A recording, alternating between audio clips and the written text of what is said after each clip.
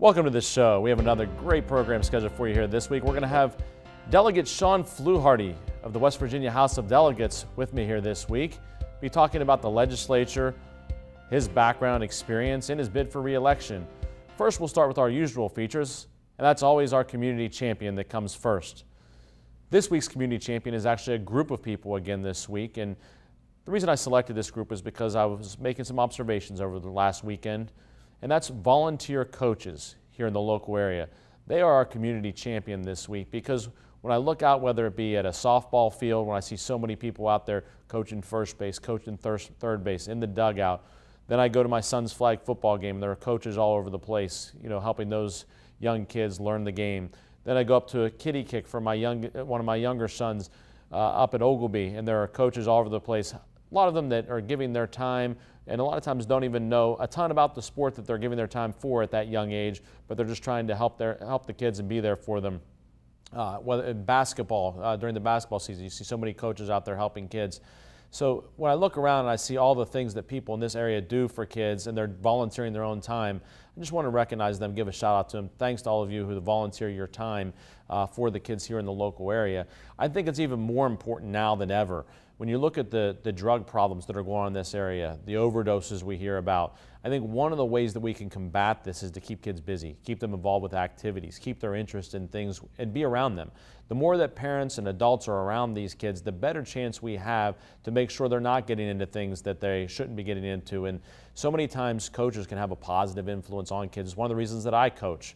I've coached now for 15 years at Wheeling Central Catholic on the football staff, and hopefully I'm helping to make a difference. I know our other coaches certainly do in the lives of these young men, but when you see these people coaching the youth sports at a young age, that's where it all starts. That's where these kids develop an interest in these sports and maybe keep an interest in these sports.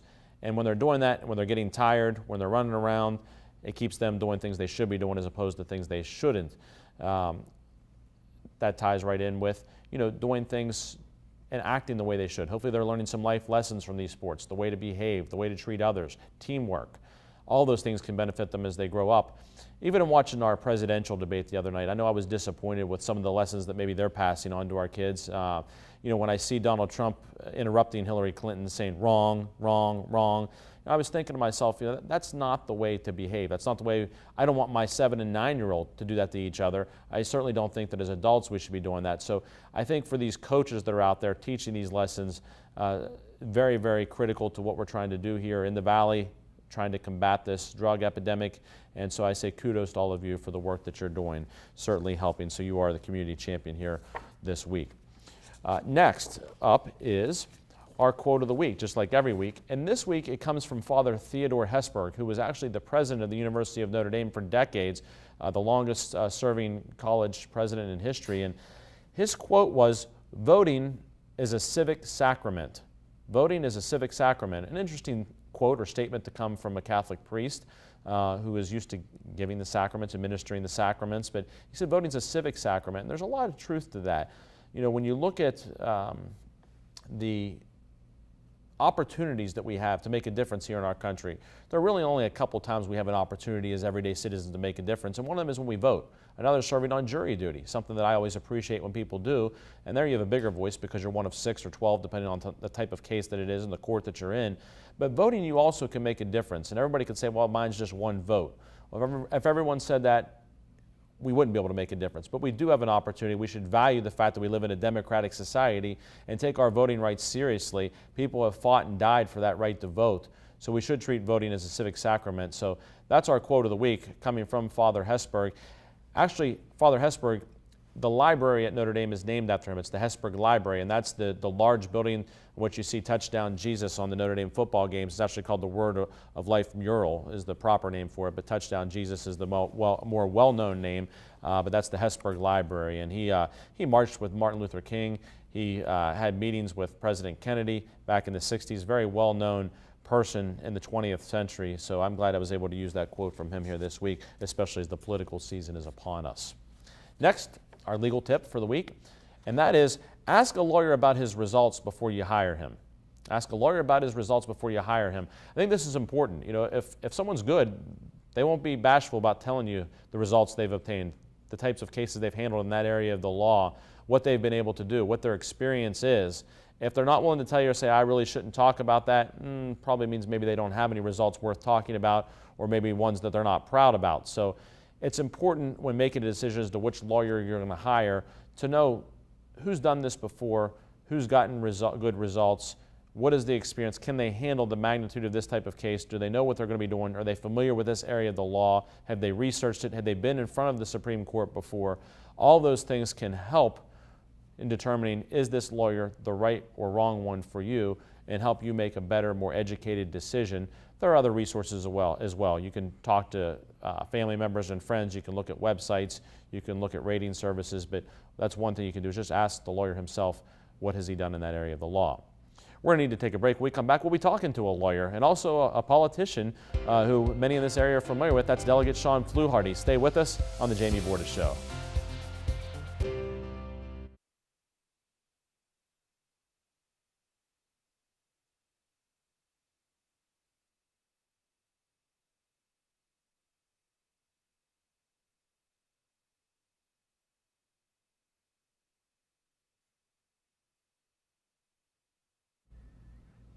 Welcome back to the show. Thanks for being with us again.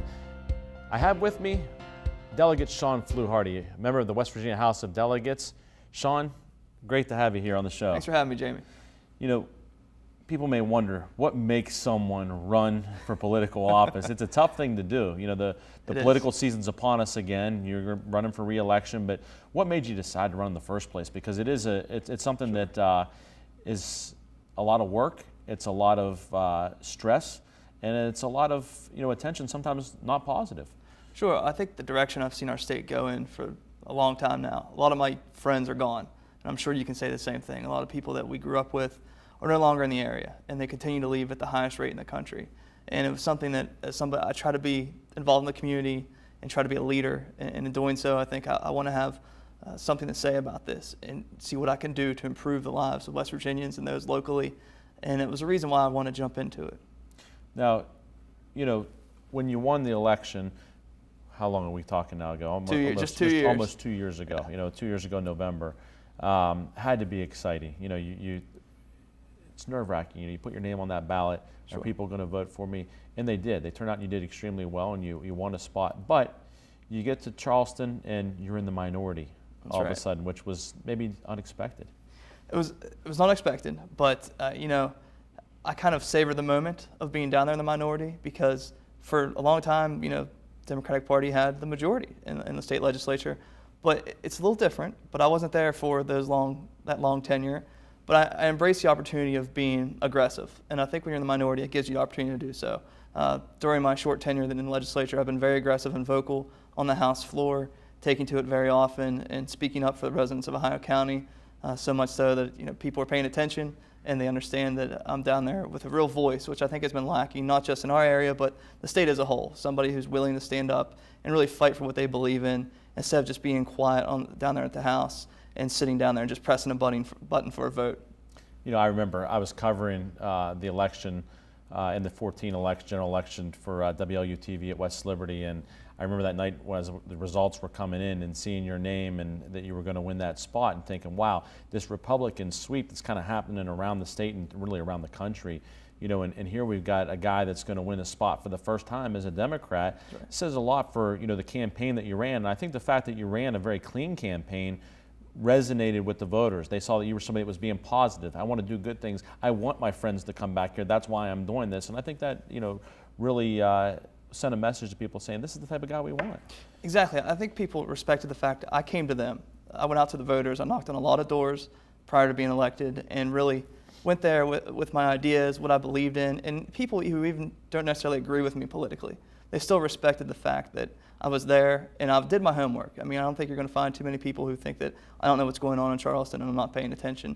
And you'll find those who do agree with me, even on just a few things. They want me fighting for them because they know that I'm going to be down there for their cause, one of the things we do agree with. And it really reached across the aisle and made me successful last election. And I ran before, Jamie, and I wasn't successful. And I was raised by an electrician and a teacher's aide for special needs kids. And they really ingrained in me to never give up, fight for what you believe in. And that's why I didn't give up after losing and fought again and was successful. Some of my favorite people are teachers' aides for special need kids. You really have to be a special person to do that, really care about absolutely. kids. And so the fact that your mother did that is really tremendous. But, it takes courage. As you said, you didn't win the first time you put your name on a ballot, and you came back and you said, I'm going to do this again. I've kind of been through this process once now. I know a little bit more about it, and I'm going to do it again, and maybe you learn some lessons. But you also learn some lessons when you're down in Charleston, that maybe you're unexpected your first time through that will serve you better, the second time through. Sure. But what are some of the things that you found that maybe you didn't expect that you've run into? Well, I found it to be very frustrating, and I really understand why voters are frustrated with our political process. I mean, right now in Charleston, you think everybody talks about Washington, D.C. all the time. It gets all the press, and it's the time, it's all we get. But in Charleston right now, we have 4 lobbyists for every 1 legislator. So the influence that people have with money and greed, it's not just a Washington, D.C. issue, it's a Charleston issue. And that's why the first piece of legislation I introduced was to curb lobbying interests in the state of West Virginia, because I got down there and I thought, maybe politics will stop when the session starts, but it doesn't. We have a bunch of individuals down there that are usually more worried about getting reelected than they are of making real change. And that's where I think I'm a little different. I lose money going to Charleston. I'm not down there for any self-interest whatsoever. I gain nothing for myself. It's all about working for the people and trying to make real change that we can look back on and say, hey, he did something good while he was down there. Yeah, obviously you could be making more money working as a lawyer during those couple of months, and you have special sessions and things too, than you could be from the pay you get in the legislature. So obviously it is something where you're trying to help. It's a labor of love to some degree. I mean, you do get a salary, but I think that you've also been very vocal. You haven't been afraid to speak up, even though you're a first-time legislator. Yeah, I think I took everybody by storm when I got down there. Even my minority leader, Tim Miley, was like, where did you come from? Because they didn't know what to expect. And I wasn't bashful. And I think that's what the voters of Ohio County wanted me to do. They wanted me to go down there and be a real voice. Because how often do you see local legislators jumping up and fighting for something that's getting press throughout the state and really pointing out the discrepancies of what's going on in Charleston, no matter who it's coming from. If it's a Republican, if it's a Democrat, I just look at things and say, what is right, what is wrong, and let's point out what's wrong so we can fix the system. Because I think most people would agree, regardless of party affiliation, that the system itself is broken, and we got to do something about it. And that's why I got down there and just started fighting from day one and haven't stopped. We need to take a break. When we come back, we'll continue talking with Delegate Sean Fluharty about some of the issues facing the West Virginia legislature. Stay with us on the Jamie Bordas Show.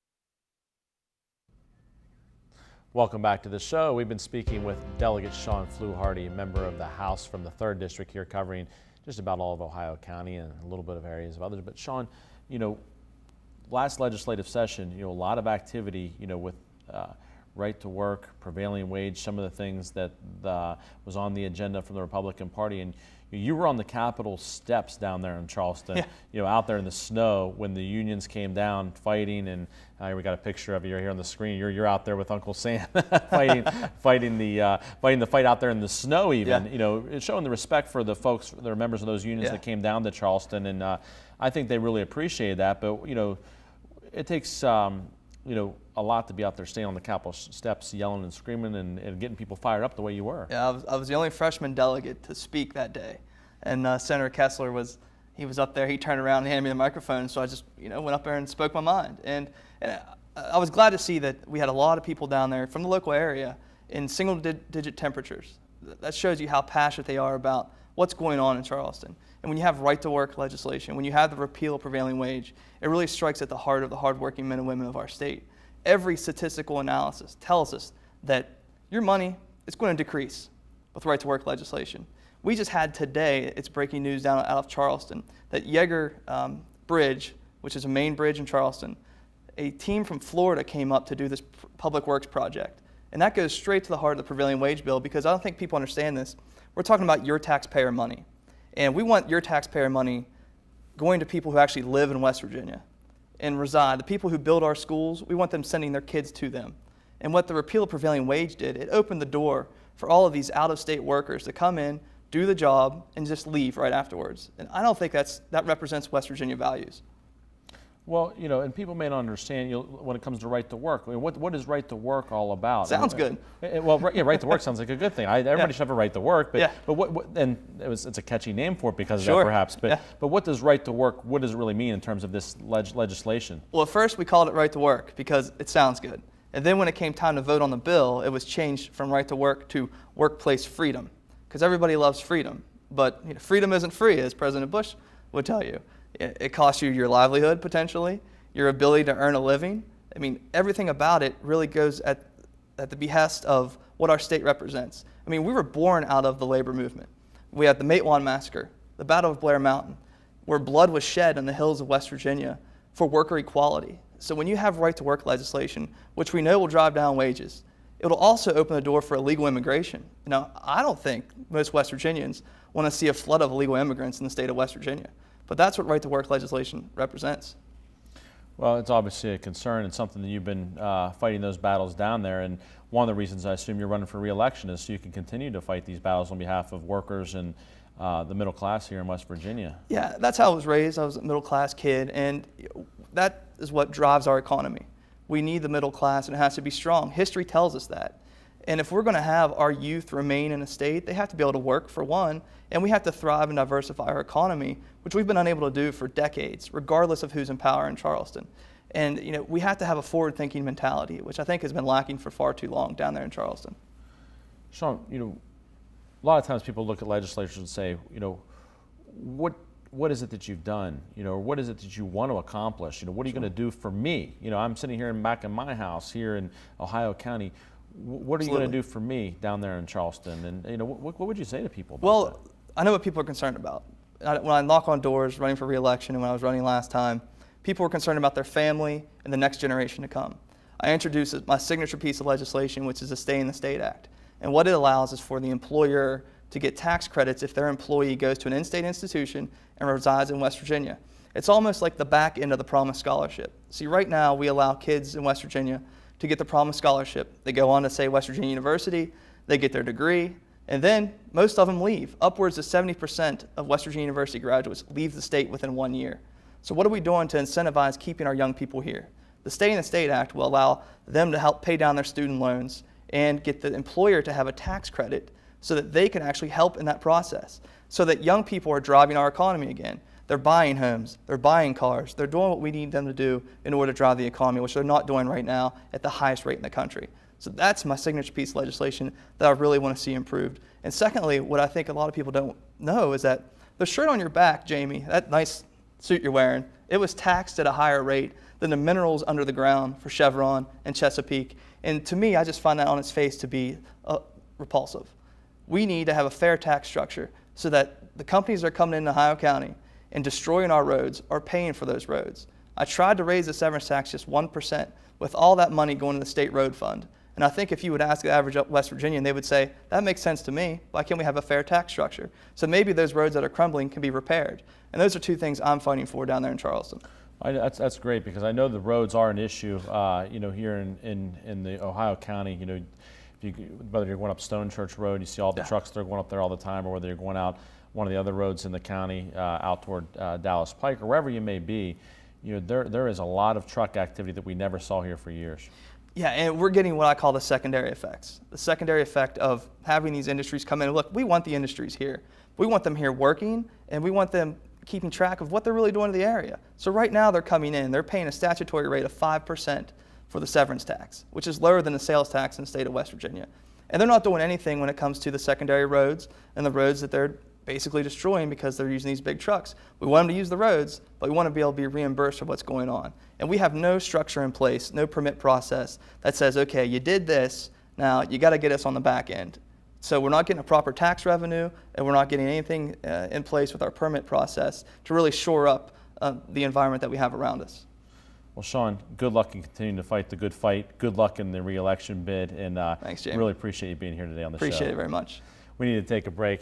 Stay with us here. When we come back, we'll be talking sports.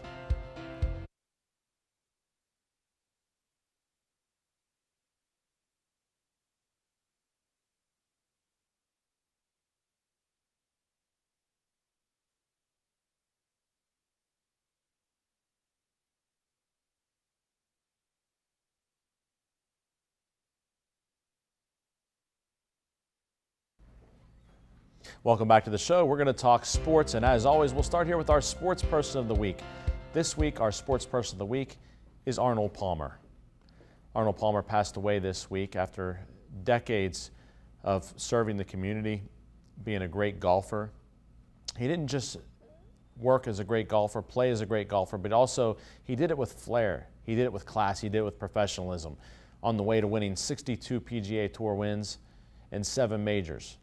Amazingly, he never won the PGA Championship, so he was just short of the career Grand Slam, but 7 majors is a remarkable feat, but more importantly was the way he did it and the way that he always represented his hometown of Latrobe, Pennsylvania so well. He was known as the King, and for good reason. When he came into golf, it was around the same time as the television era, and he really brought golf to new heights, leading the way for guys like Jack Nicklaus, Tiger Woods, and others. Our sports person of the week this week is Arnold Palmer. Next in the world of sports, the Steelers. Boy, what a dismal performance last weekend. Biggest loss in decades. They were basically embarrassed by the Eagles. Surprised me. I didn't know if Carson Wentz would be able to do against the Steelers defense, but the Steelers defense just isn't living up to its prior reputation as the Steel Curtain in Blitzburg. 1 sack over the first 3 games for the Steelers. Now, my firm actually gives $500 to the Ronald McDonald House of Pittsburgh for every Pittsburgh Steelers sack, and I'm disappointed. I mean, I want to be given that money, and right now, $500 is all we've been able to give. Hopefully, the defense will get going. I mean, very thin in the secondary right now. Le'Veon Bell back this week for the Steelers in the big Sunday night game against the Chiefs, which is at home. Will make a difference not having to play on the road this week. I like the Steelers again this week by 3, but the defense has got to pick it up, and they've got to get some sacks, got to get Alex Smith on the ground a little bit. Kansas City may try to use the same screen game and some of the other things that are used by teams like the Eagles, see what the Steelers can do, but they've got to get after the quarterback a little bit and get him on the ground in order to have a chance. But I'll take the Steelers by 3. The Pirates, staying with Pittsburgh sports, the Pirates have been officially eliminated. I, 2 weeks ago on this show, said that their season was done based upon the little losing streak they had going, and turned out to be right. They have been eliminated. Disappointing season for the Pirates after being in the playoffs the last several years. Now, turning into the offseason, they have to make some decisions. What do they do with Andrew McCutcheon? What do they do with Garrett Cole? Be interesting to see whether those guys stick around or whether they're done in Pittsburgh Pirates uniforms. I think that we may have seen the last of Garrett Cole. We'll see as we go forward, though. Andrew McCutcheon will be awfully tough to let go. So many kids look up to him, admire him, respect him. He's been a staple in that clubhouse for years. But with the young outfield they have, with Marte, Polanco, Bell, they have guys that can do the job. What do you do? So we'll keep an eye on that during the offseason. WVU with the big win last week against BYU in Washington, D.C. Got a little bit too close for comfort there at the end of the game, but they hung on. This week they opened Big 12 play against Kansas State, who's interesting because their only losses to Stanford in the opener, and Stanford, of course, ranked in the top 10 in the country, but then they had wins against Missouri State and Florida Atlantic. So what do you make of those wins? You just really don't know. But Big 12 play is upon us. The Mountaineers are at home. I don't think Dana Holgerson's ever beaten Bill Snyder at Kansas State. I think this will be the year it happens because of the home game factor. So I'll take the Mountaineers in this one, but I think it'll be a close game. I think it'll be a touchdown or less. Ohio State has a scrimmage with Rutgers this week, and then a scrimmage with Indiana next week before a big game against Wisconsin in a couple of weeks coming up. Wisconsin, a top 10 team after knocking off Michigan State, not just knocking them off, but embarrassing Michigan State last weekend. Ohio State will use these games as tune-up games. Shouldn't have any problem with Rutgers and Indiana the way the Buckeyes are playing. But then that big game looming ahead in there in the Big Ten with Wisconsin in a couple weeks that will basically determine who's in the driver's seat in the Big Ten for the remainder of the season, heading toward that big showdown at the end of the year with Michigan for the Buckeyes. I'm going to keep saying it every week. I think the Buckeyes will roll. I think they'll go undefeated until that Michigan game, but I think Michigan will get them at the end of the season. Another game worth noting, Louisville-Clemson this week, 8 o'clock Saturday night. Big game. Who would have thought? But 2 top 5 teams now. Clemson, kind of the gold standard of the last few years in the ACC, and Louisville embarrassed Florida State a couple of weeks ago. Now this big matchup between these quarterbacks for Louisville and Clemson will be a fun game to watch. Check that one out. And lastly, a lot of homecomings going on around the valley here for various high schools. Go out and support your team's homecoming. Go out and see the court, watch the game, relive some old memories, but check out your local team's high school game, especially on homecoming. They always love to see the alumni come back for those and pack the stands, get a hot dog, all the things that are fun about being involved with high school football, which is still king here in the Valley. Thanks for being with us again this week. We'll see you next week on the JB Bordas Show.